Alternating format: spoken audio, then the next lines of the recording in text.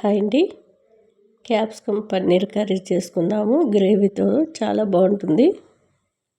Stove పైన ఒక బాండీ పెట్టుకొని కొద్దిగా ఆయిల్, ఆవాలు, జీలకర్ర, ఉల్లిపాయ ముక్కలు, కొద్దిగా పసుపు వేసి లైట్గా వేగిన తర్వాత పన్నీరు తరిగి పెట్టుకున్న మీకు ఏ సైజులో కావాలంటే ఆ సైజులో పీసెస్ తరిగినవి వేసుకొని పోపుతో పాటు కాసేపు వేపుకోవాలి.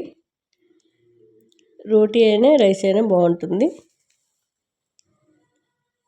కాసేపు వేగిన తర్వాత క్యాప్సికము చిన్నగా తరిగి పెట్టుకున్నాను. మీకు ఎట్లా నచ్చితే అట్లా తరిగి పెట్టుకొని క్యాప్సికమ్ ముక్కలు కూడా వేసుకొని కాసేపు వేపుకోవాలి. మీరు ఎంత కారం తినగలిగితే అంత కారం పొడి వేసుకోవాలి. కొద్దిగా రాళ్ళుప్పు, నేను ఎప్పుడు కూడా రాళ్ళుప్పే వాడతానండి. మనకి సాల్ట్ కంటే కూడా రాళ్ళుప్పే మంచిది.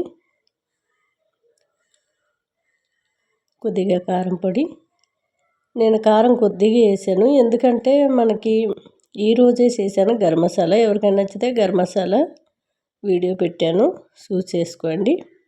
ఆ మసాలాలో మిరియాలు, ఎండుమిరపకాయలు కలిపి ఉన్నాయి కాబట్టి ఆ మసాలా ఒక 2 స్పూన్ల వరకు వేద్దాం అనుకుంటున్నాను. కారం ఎక్కువైతే మళ్ళీ ఘాటు ఎక్కువైపోతుందని అలా కొద్ది కారం వేసి ఒక 3 టమాటాలు మెత్తగా పేస్ట్ చేసుకొని అది కూడా వేసుకున్నాను. కొద్దిగా వాటరు, మూత పెట్టి కాసేపు ఉడికించుకోవాలి. స్టవ్ మీడియంలో పెట్టుకొని ఉడికించుకుంటే త్వరగా అయిపోతుంది. మనకి పన్నీర్ కానివ్వండి, క్యాప్సికమ్ కానివ్వండి త్వరగా ఉడికిపోతుంది. ఇంకా కాజు కూడా వేసుకోవచ్చు. మనకి టమాటా రుబ్బేటప్పుడే కొద్దిగా కాజు వేసుకుంటే ఇంకా చిక్కగా గ్రేవీ చాలా బాగుంటుంది.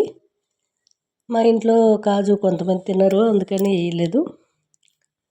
ఒక 2 స్పూన్ల వరకు ఇప్పుడే నేను చేసిన గరం మసాలా వేసుకున్నాను.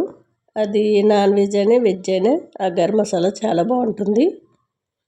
ఇలా ఆయిల్ అంతా పైకి వచ్చే వరకు ఉడికించుకొని స్టవ్ బంద్ చేసి కొత్తిమీర వేసుకుని కింద దించేయడమేనండి. టేస్ట్ చాలా బాగుంటుంది.